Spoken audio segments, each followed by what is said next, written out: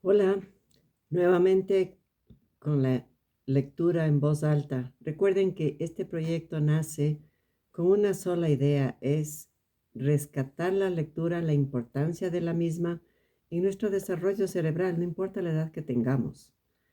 Es mientras más nos acercamos a la lectura, nuestro cerebro va funcionando mucho mejor. Así que esa es la idea inicial y aprovecho para leer cosas a mí me parecen muy buenas, como este libro que acabamos de empezar, nuestro segundo libro, que es La ridícula idea de no volver a verte, de Rosa Montero.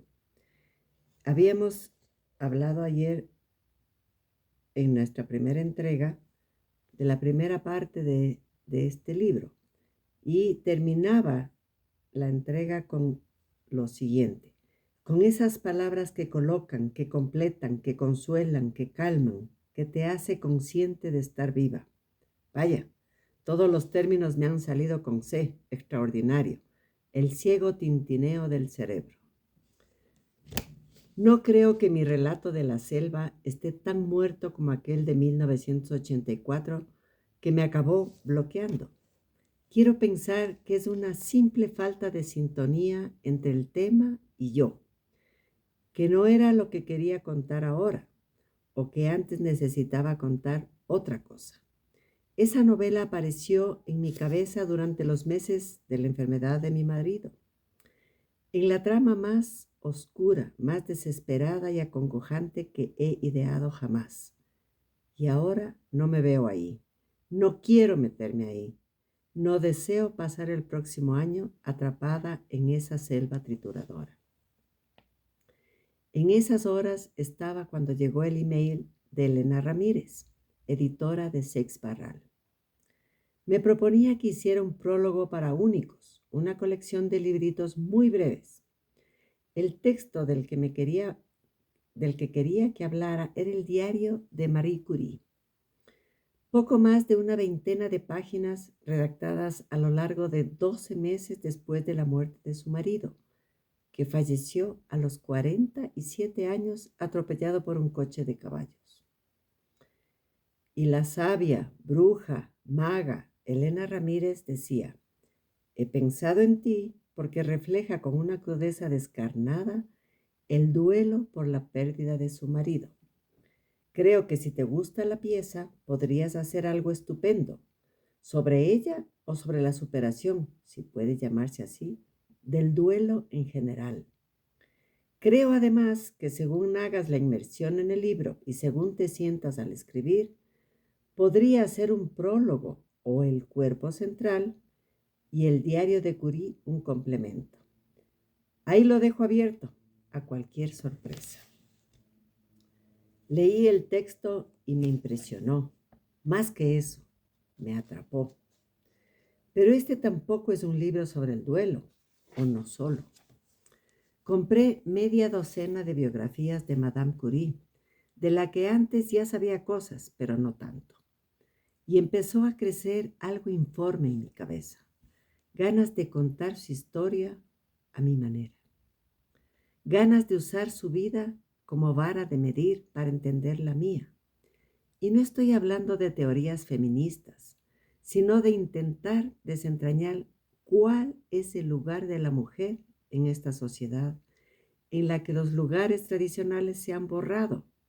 También anda perdido el hombre, desde luego, pero para ese pantano que lo explore un varón. Ganas de merodear por las esquinas del mundo, de mi mundo, y de reflexionar sobre una serie de palabras que me despiertan ecos, palabras que últimamente andan dando vueltas por mi cabeza como perros perdidos. Ganas de escribir como quien respira, con naturalidad, con ligereza. De pequeña enfermé de tuberculosis. Estuve sin ir al colegio de los 5 a los 9 años. Y según consta en la leyenda familiar, me salvó un pediatra llamado Don Justo, que era un médico maravilloso y una gran persona y que no cobraba cuando no había dinero. Recuerdo bien las múltiples visitas a don Justo. Vivíamos lejos, teníamos que coger un autobús y yo siempre llegaba mareada. Por entonces, cuando casi nadie tenía coche propio y la gente viajaba poco en los vehículos a motor, era bastante habitual ponerse malísimo en cuanto uno se subía a un automóvil. Al fondo de su consulta, don Justo tenía una especie de cuartito en donde estaba la máquina de rayos X. Una y otra vez, en cada ocasión que fui a verle, durante la enfermedad y las revisiones de los años posteriores, don Justo me ponía de pie en la máquina, desnuda de cintura para arriba, porque acababa de auscultarme. Hacía que me colocara bien derecha, con la espalda pegada al metal helado, y luego acercaba a mi pecho la pantalla de rayos, también desagradablemente fría. Yo apoyaba la barbilla en el borde superior. El aparato tenía un ligero aroma como a hierro, un tufo que luego he conocido en el olor de la sangre.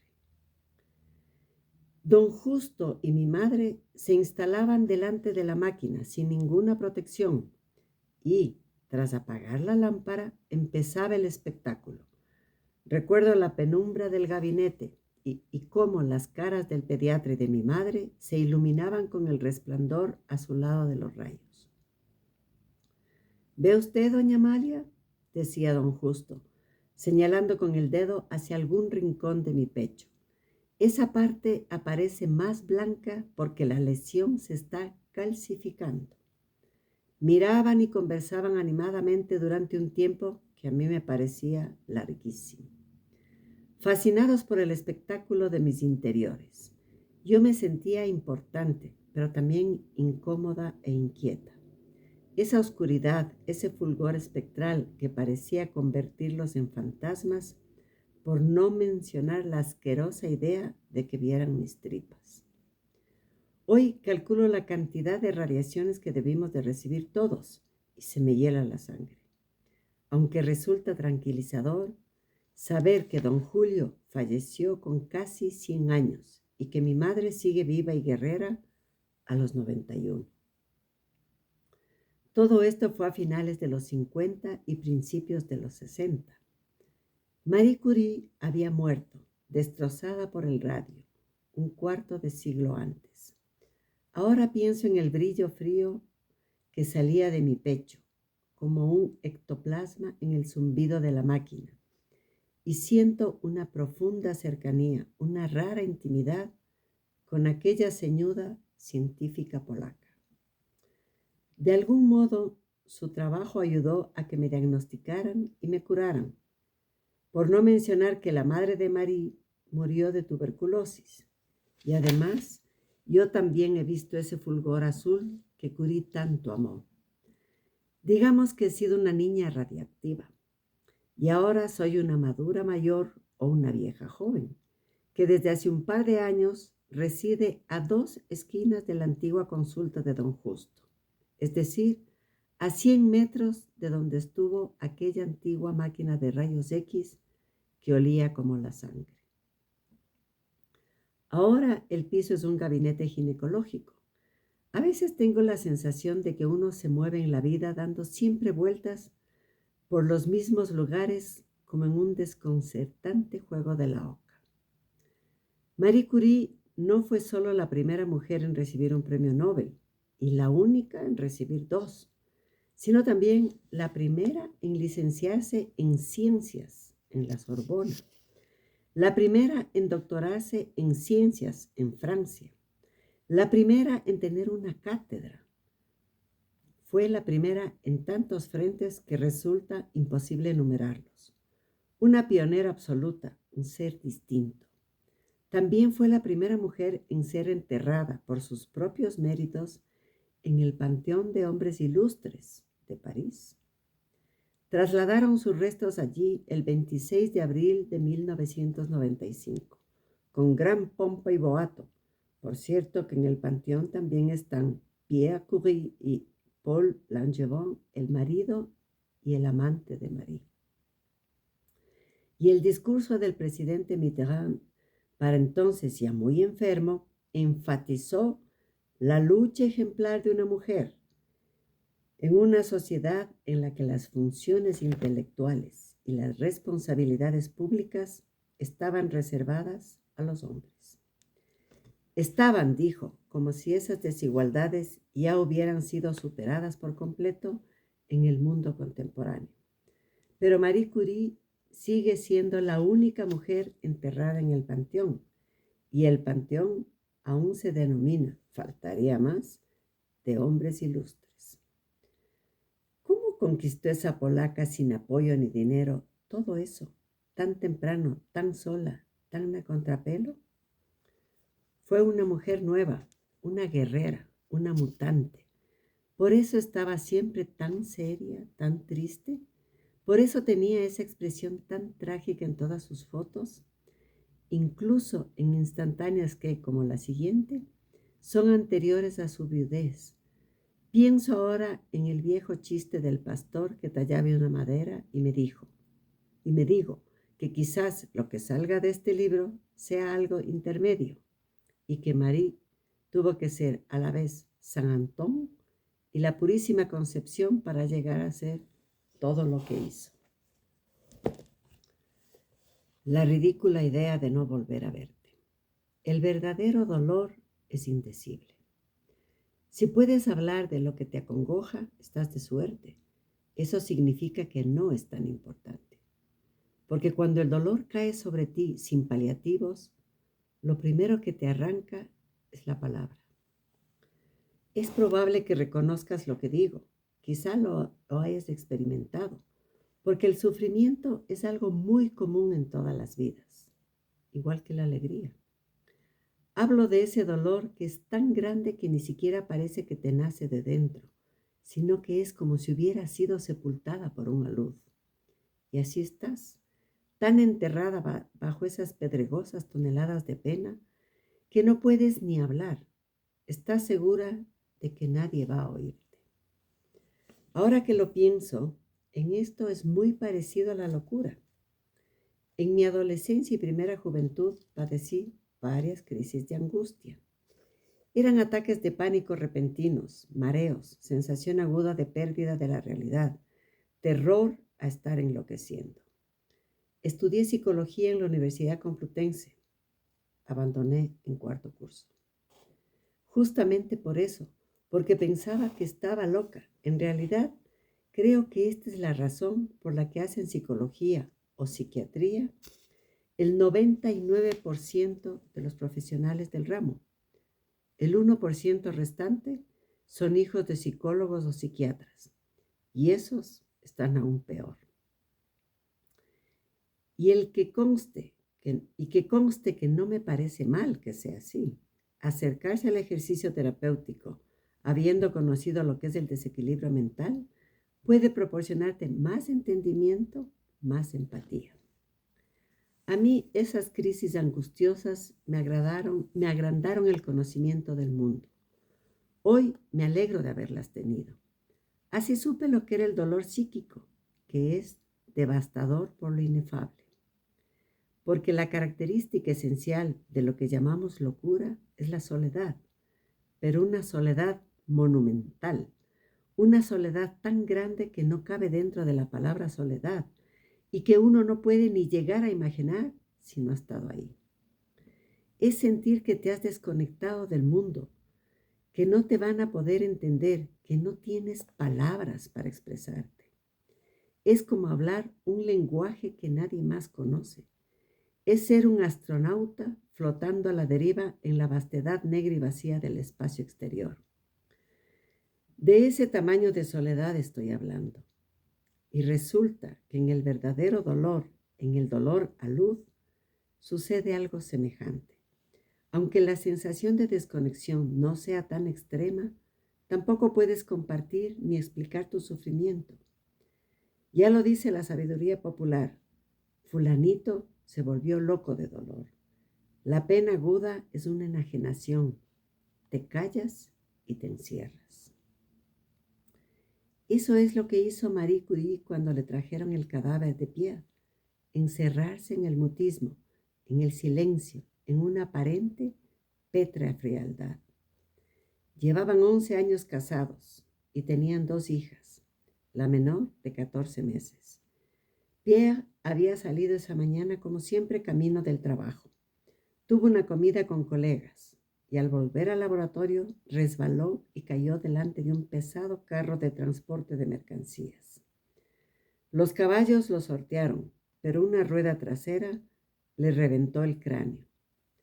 Falleció en el acto. Entro en el salón. Me dicen, ha muerto. ¿Acaso puede una comprender tales palabras? Pierre ha muerto. Él, a quien sin embargo había visto marcharse por la mañana. Él, a quien esperaba estrechar entre mis brazos esa tarde. Ya solo le volveré a ver muerto. Y se acabó para siempre. Siempre, nunca, palabras absolutas que no podemos comprender, siendo como somos pequeñas criaturas atrapadas en nuestro pequeño tiempo. ¿No jugaste en la niñez a intentar imaginar la eternidad? La infinitud desplegándose delante de ti como una cinta azul mareante e interminable. Eso es lo primero que te golpea en el duelo, la incapacidad de pensarlo y de admitirlo. Simplemente la idea no te cabe en la cabeza. Pero ¿cómo es posible que no esté? Esa persona que tanto espacio ocupaba en el mundo, ¿dónde se ha metido? El cerebro no puede comprender que haya desaparecido para siempre. ¿Qué demonios es siempre? Es un concepto inhumano. Quiero decir que está fuera de nuestra posibilidad de entendimiento. Pero ¿cómo? ¿No voy a verlo más? Ni hoy, ni mañana, ni pasado, ni dentro de un año. Es una realidad inconcebible que la mente rechaza. No verlo nunca más es un mal chiste, una idea ridícula. A veces tengo la idea ridícula de que todo esto es una ilusión y que vas a volver. ¿No tuve ayer, al oír cerrarse la puerta, la idea absurda de que fueras tú? Después de la muerte de Pablo, yo también me descubrí durante semanas pensando, a ver si deja ya de hacer el tonto y regresa de una vez. Como si su ausencia fuera una broma que me estuviera gastando para fastidiarme, como a veces lo hacía. Entiéndeme, no era un pensamiento verdadero y del todo asumido, sino una de esas ideas a medio hacer que cabrillean en los bordes de la conciencia, como peces nerviosos y resbaladizos. Del mismo modo, de todos es sabido que muchas personas creen ver en la calle al ser querido que acaban de perder. A mí nunca me ha pasado. Lo cuenta muy bien Ursula Le Guin en un desnudo poema titulado On Hemlock Street, en la calle Cicuta. Veo una espalda ancha, una cabeza plateada, y pienso, John, y pienso, muerto. He tenido la inmensa suerte y el privilegio de desarrollar cierta amistad con Ursula Le Guin, que es uno de los escritores cuyo magisterio sobre mi obra reconozco de manera consciente. El otro es Nabokov. Cuando la escribí hace unos meses contando que quería hacer un libro sobre Madame Curie, contestó, leí una biografía de Marie Curie cuando tenía 15 o 16 años. Incluía bastantes citas de su diario. Me dejó impresionada, admirada y aterrada. Quizá me esté traicionando la memoria, pero lo que recuerdo es que después de que Pierre muriera en la calle, ella guardó un pañuelo con el que había tratado de limpiarle la cara. Parte de su sangre y de sus sesos se habían quedado en el tejido y ella se lo guardó, escondiéndolo de todo el mundo hasta que tuvo que quemarlo.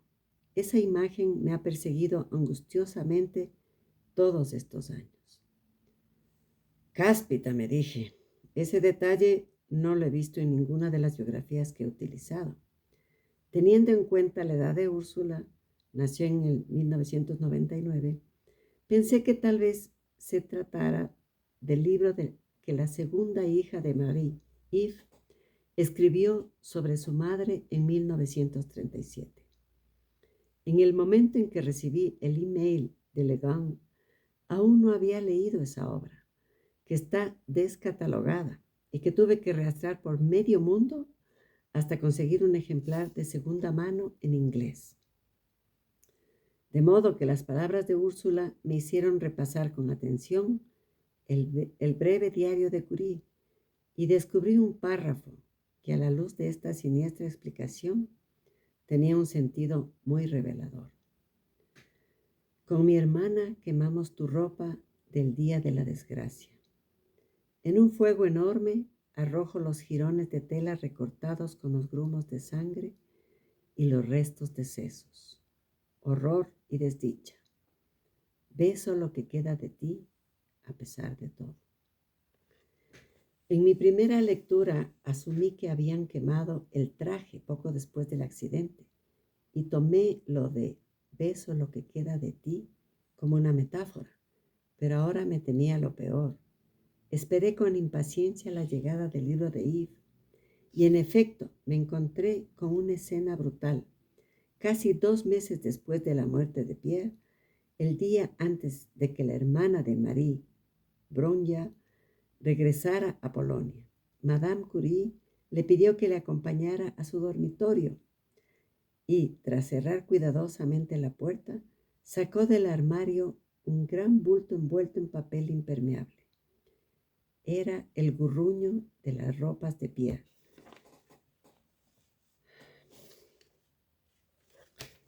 Con coágulos de sangre y grumos de cerebro pegoteados.